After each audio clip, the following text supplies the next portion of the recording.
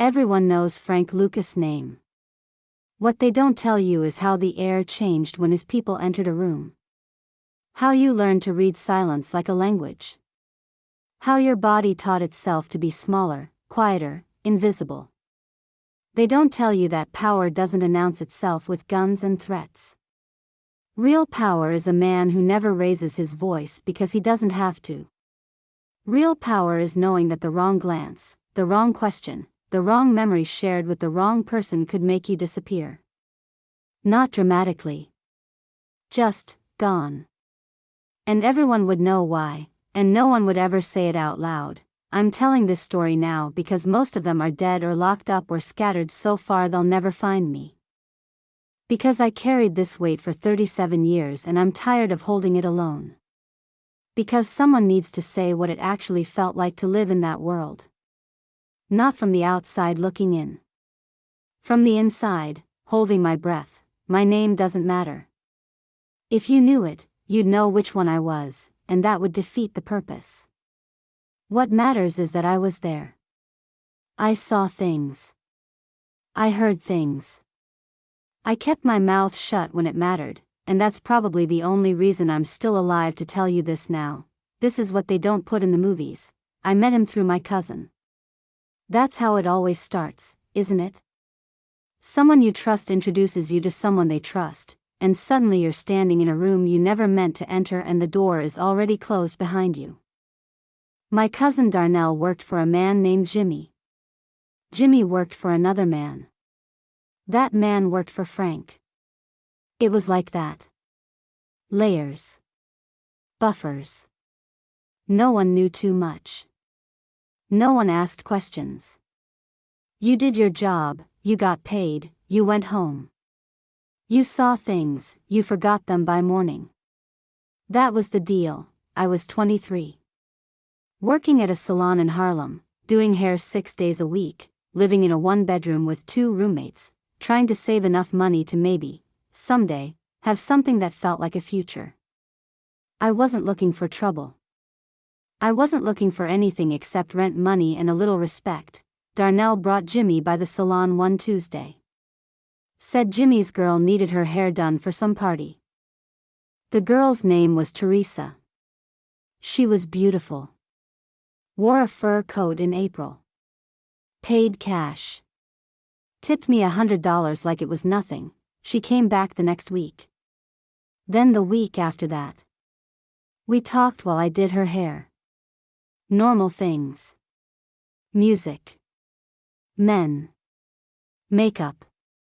She never said what Jimmy did. I never asked.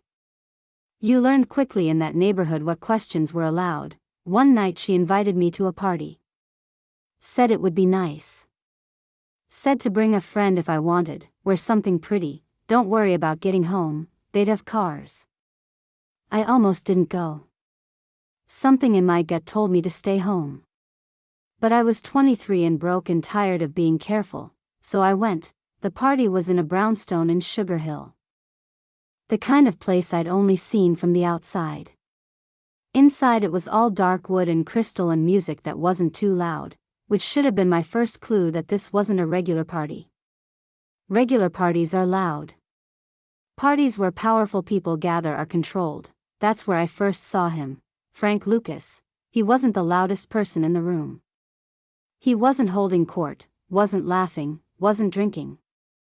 He was sitting in a leather chair near the window, talking quietly to 2 men, and everyone else in that room was aware of exactly where he was at all times. You could feel it. The gravity. Like he was the sun and everyone else was in orbit. I tried not to stare. Tried to just blend in.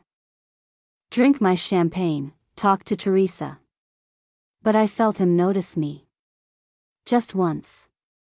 A glance that lasted maybe 2 seconds.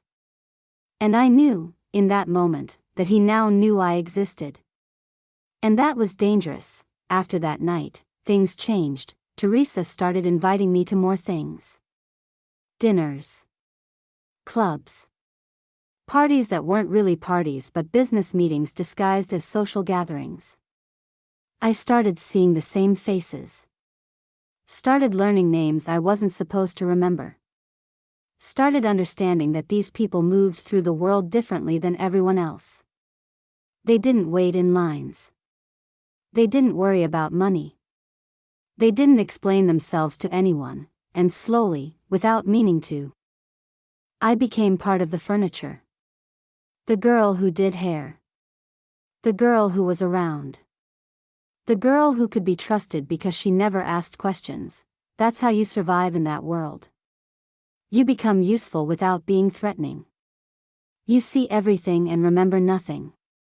You smile and keep your thoughts locked so far inside yourself that even you forget they exist.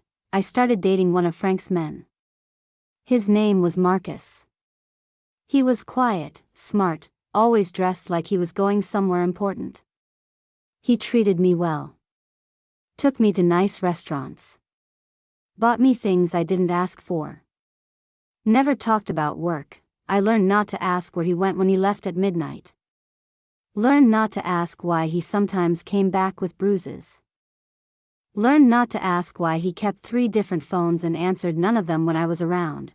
One night, early on, I made a mistake. We were in bed and he got a call and stepped into the bathroom to take it.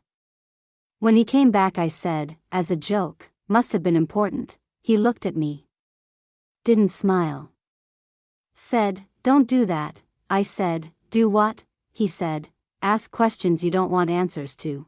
I never did it again. Living in that world, you learned the rules fast. Rule 1, you don't see anything. Even when you do. Especially when you do. Rule 2, you don't repeat anything. Not to your mother, not to your best friend, not to yourself in the mirror. Rule 3, you don't ask questions. Not about money, not about schedules, not about the men who show up at 3 a.m. looking nervous. Rule 4, you make yourself small. Helpful, pretty, pleasant, but never memorable. Never the kind of woman someone thinks about later. I got good at it. I did Teresa's hair every week. I did hair for 3 other women connected to Frank's operation. I went to dinners where men spoke in half sentences and everyone understood except me, and I smiled and ate my food and pretended I hadn't heard anything because I hadn't. Not really. I went to clubs where money changed hands under tables and no one ever seemed to pay for drinks. I went to apartments that were empty except for furniture and men counting cash in back rooms. And I kept my mouth shut. People think that world is glamorous. It wasn't. It was exhausting. It was living with a constant low-level hum of fear that you got so used to you forgot it was fear. It was sleeping light because you never knew when Marcus would come home or if he'd come home angry or scared or paranoid. It was learning to read moods like weather patterns. Is today a good day? Is today a stay quiet day? Is today a get out of the way day? Frank himself, I didn't see often. But when I did, I remembered it. He had this way of looking at people. Not hostile. Not warm either. Just assessing. Like he was calculating your value and your risk in the same glance. He was always calm. Always in control. I never saw him raise his voice. Not once. And that was more terrifying than if he'd been loud. There was a night, maybe 6 months after I started seeing Marcus, when we were at a restaurant. Private room in the back. Frank was there with 4 of his men. I was there with Marcus and 2 other women. We were decoration. We knew it. That was fine, the men were talking business. We were talking about nothing. And then one of the men, a guy named Paulie, said something. I don't even remember what. Something about a shipment, a schedule, I don't know. And Frank just looked at him, didn't say a word. The entire table went silent. Paulie's face changed. Just slightly. A tightness around his eyes. Frank said, very quietly, not here. Paulie nodded. Said, sorry. Frank went back to his food like nothing had happened, but I saw Paulie's hand shake when he picked up his glass. And I understood, in that moment, what power actually looked like. It wasn't loud. It wasn't violent. It was the ability to make a grown man afraid with nothing but silence. We left the restaurant an hour later. Polly didn't come with us. I never saw him again. I didn't ask. Marcus told me once, late at night when he'd had too much to drink, that the key to staying alive in that world was knowing when to be loyal and when to be gone. He said Frank didn't tolerate mistakes. Not big ones. Not ones that cost money or brought heat. He said Frank was fair, which in that world meant if you did what you were supposed to do, you were safe. But if you didn't, fairness meant you got exactly what you earned. I asked him what happened to people who made mistakes. He looked at me for a long time. Then he said, "They go away," that was all. They go away. I thought about that phrase a lot. The cleanness of it. The efficiency. They go away. The money was real. Not killed. That part of the stories is true. Just, there was so much money it stopped meaning like they'd never existed. I watched men pull out rolls of hundreds to pay for a $10 sandwich. I watched women buy fur coats in cash and leave them in the back of cars and forget about them. I watched Marcus come home with envelopes so thick he had to use both hands to carry them. At first, it was exciting. I'd grown up with nothing. Suddenly I had everything. Clothes, jewelry, a car I didn't even ask for. Marcus moved me out of my apartment and into a place in a nice building with a doorman. I could quit the salon if I wanted. He said I didn't have to work. Said he'd take care of me, but I kept working. Because I knew, even then, that the minute I depended entirely on that money, I was trapped. The minute I couldn't leave, I was his. And I wanted to believe I could still leave. I'm not sure when I stopped believing that. Teresa told me once, while I was doing her hair, that the trick was not to think too much. She said, "You start asking yourself questions, you'll drive yourself crazy. Just enjoy it. It won't last forever." I said, "What do you mean?" She said, "Nothing lasts forever." You know that, at the time, I thought she was being philosophical. Later, I realized she was telling me something. The fear was constant, but it was also routine. You got used to it the way you get used to living near train tracks. At first, every train wakes you up. Eventually, you sleep through them. But they're still there. The danger is still real. You've just stopped flinching. I stopped flinching. I stopped jumping when Marcus came home at strange hours. Stopped asking why he had blood on his shirt that one time. Stopped wondering why certain people stopped showing up to parties. Stopped thinking about the fact that I was complicit in something I didn't fully understand. I became numb. And numbness felt like safety. There were good moments. I don't want to pretend there weren't. Marcus could be kind. Gentle. He took care of me when I got sick. He remembered my birthday. He held me at night and sometimes I'd forget. Just for a few minutes, what world we were living in, but the good moments were always temporary. Always interrupted. A phone call. A knock at the door. A sudden change in his energy that meant something had gone wrong and I needed to disappear into another room and not come out until he said, I got good at disappearing. One night, we were supposed to go to dinner. Nice place. I'd bought a new dress. I was ready, waiting, and Marcus came home late, distracted, pale. He said we weren't going. I said okay. He said he needed to go out again. I said okay. He looked at me like he wanted to say something, then didn't. He left. He didn't come back for 2 days. When he did come back, he didn't explain. I didn't ask, but I knew something had shifted. The parties got quieter. The men got more tense. Frank started showing up less. When he did, he looked tired. Not weak. Never weak. But tired. Like he was carrying something heavy. Teresa stopped getting her hair done. She called, canceled, said she'd reschedule. She never did. I called her. No answer. I called Jimmy. He said she was fine, just busy. His voice said don't ask again. I didn't. Marcus started keeping a gun in the apartment. I asked him why. He said don't worry about it. I said I wasn't worried, I just wanted to know. He said the less I knew, the safer I was, that phrase. The less you know, the safer you are. I heard it 100 times in that world. And it was true. But it also meant you were always in the dark, always guessing, always one step behind disaster. I started having dreams about leaving. Just packing a bag and going. Back to my old life. Back to the salon. Back to being broke and tired but safe.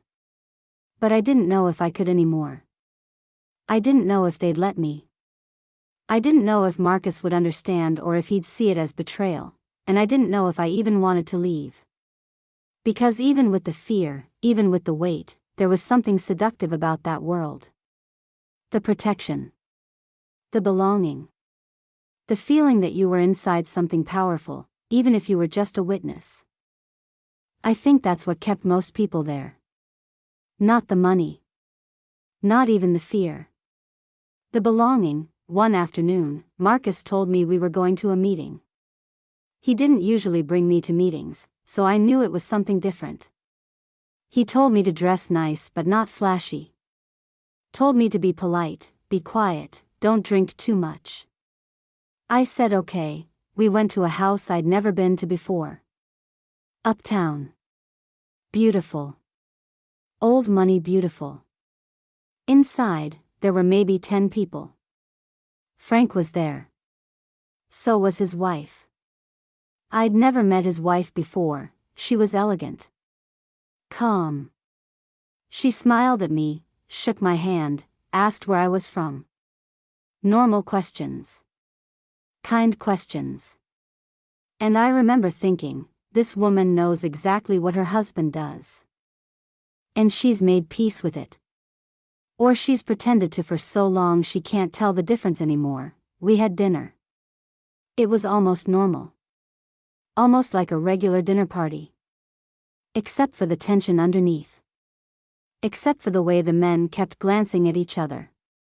Except for the way Frank's wife kept refilling glasses and smiling like she was holding the room together by sheer will. After dinner, the men went into another room. The women stayed in the living room. We talked about nothing. Recipes. Fashion. Someone's cousin's wedding. And the whole time I could hear the low murmur of voices from the other room. Not words. Just tone. Serious. Tense. When we left, Marcus was quiet. I asked if everything was okay. He said yeah. But his jaw was tight and his hands gripped the steering wheel like he was holding on to something. That night, he told me he might need to go away for a while. I asked where. He said he couldn't tell me. I asked when. He said soon. I asked if I could come. He said no. He looked at me. Said, if something happens. I said, nothing's going to happen. He said, if it does. You don't know anything. You were just my girl. You didn't see anything, you didn't hear anything. You understand? I said, I understand. He said, I'm serious.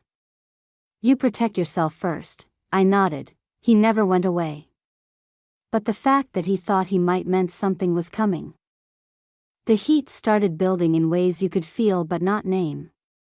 Cops started showing up in the neighborhood more. Not harassing, just present. Watching. People started getting paranoid. Conversations got shorter. Parties stopped happening. The whole operation seemed to pull inward, like a body bracing for impact. Marcus started coming home later and later. Started making phone calls in the middle of the night. Started telling me to stay inside, don't go out alone, don't talk to anyone I didn't know. I asked him what was happening. He said it was fine. He said it would blow over, but I could see it in his eyes. He was scared. Frank's people started disappearing. Not violently. Just, not around anymore. Someone would stop showing up and you'd hear later they'd moved to Atlanta or Detroit or California.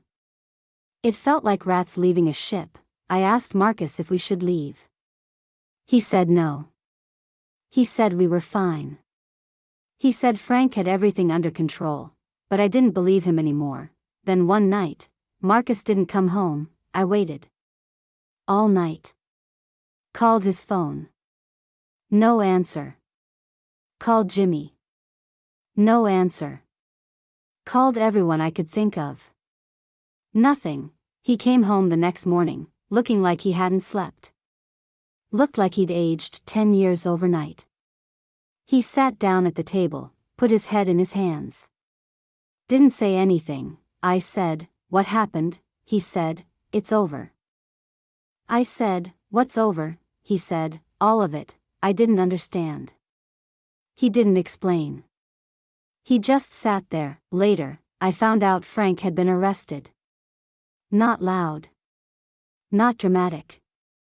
Just picked up, quietly, while the rest of the world kept turning, and just like that, it was over. The money stopped. The calls stopped. The parties stopped. People scattered like they'd never known each other.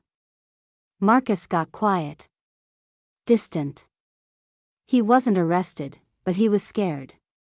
Scared someone would talk. Scared someone would give his name. Scared every knock on the door was the police. We lasted another 6 months. Then he left. Didn't say goodbye. Just packed a bag one day while I was at work and was gone when I got home. Left an envelope of cash on the counter. $5,000. Like that was supposed to be enough. I didn't hear from him again for 3 years. When I finally did, it was a postcard from Miami. No return address. Just 3 words, "I'm sorry. Stay safe." I moved. Changed my number. Went back to doing hair. Tried to build a normal life. But normal felt like a costume I didn't know how to wear anymore. People would ask me about those years. Where I'd been. What I'd been doing. I'd say I'd been dating someone. It didn't work out. I moved around a lot. They'd nod, satisfied. They didn't really want details. People never do. Teresa reached out once. Years later. We met for coffee. She looked older. Tired. We talked for an hour and didn't say anything real. I think about that a lot. At the end, she hugged me and said, "We were lucky." Like I that's said, the bar. "Were we?" She said, "Like survival is the same as living." I never told anyone the whole truth. Not my family. Not my friends. Not the man I eventually married, years later, who thinks I just had a wild phase in my 20s. I let him think that. It's easier, but the truth lives inside me. Every day. The weight of what I saw. The guilt of what I didn't stop. The fear that one day, someone will remember I was there and decide I know too much. I still have dreams about Marcus. About Frank. About those rooms full of people who are mostly dead or locked up now. I dream about the silence. The way everyone knew the rules without being told. The way we all made ourselves smaller to survive. I think about the women. All of us on the edges, doing hair and looking pretty and pretending we didn't understand what was happening. We understood. We just didn't have the power to stop it. Or maybe we didn't want to. Maybe we liked feeling close to something dangerous. Maybe we liked the money and the protection and the feeling of being untouchable. I don't know anymore. What I do know is that power doesn't look like the movies. It's not loud or flashy or violent, not usually. Real power is quiet. Real power is a man who never raises his voice because he doesn't have to. Real power is a room full of people who all know the rules and follow them without question because the alternative is unthinkable. And the cost of being close to that power is a kind of silence that gets into your bones. That teaches you to swallow your questions. That makes you complicit just by being in the room. I survived. I got out. I built a different life, but I still carry it. Every time I hear a certain song from that era, I'm back in that brownstone at the party where I first saw Frank. Every time I see a black luxury car, I remember Marcus picking me up, looking over his shoulder before we drove away. Every time someone asks me a direct question, I feel that old instinct kick in: say less, smile more, don't give anything away. You don't just leave that world. You carry it. Forever. I'm 59 now. Frank Lucas died a few years ago. I read about it in the paper. There was a whole article about his life, his empire, his time in prison, his later years. They interviewed people who knew him. Experts. Historians. Police. No one interviewed the women who did hair. No one asked us what it was like. No one wanted to know how it felt to be that close to power and that far from safety at the same time. So I'm telling you now, it felt like holding your breath for years and forgetting you were doing it. It felt like being grateful for the cage because at least the cage was beautiful. It felt like knowing too much and not enough all at once.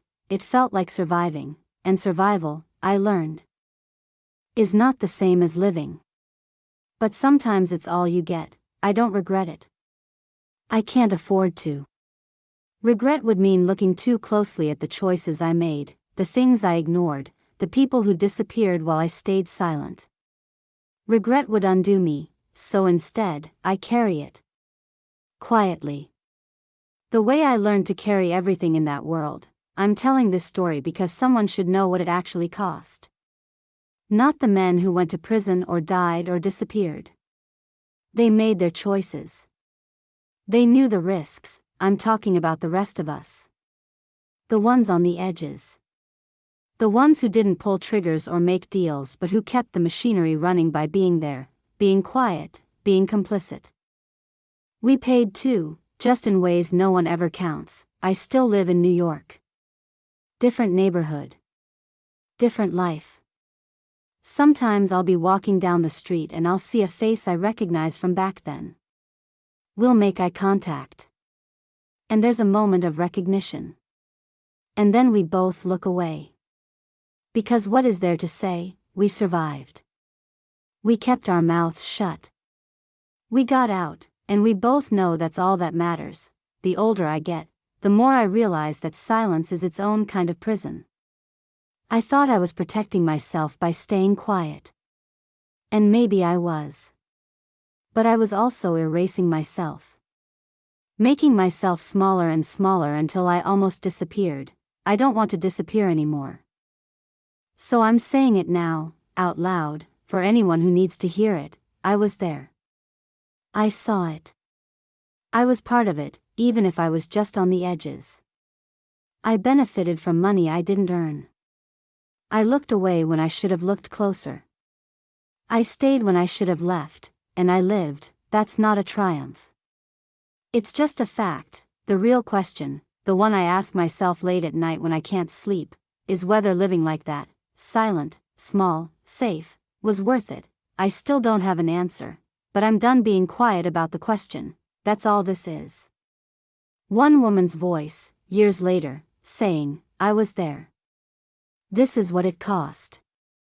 This is what I saw, this is what I carried, and I'm tired of carrying it alone.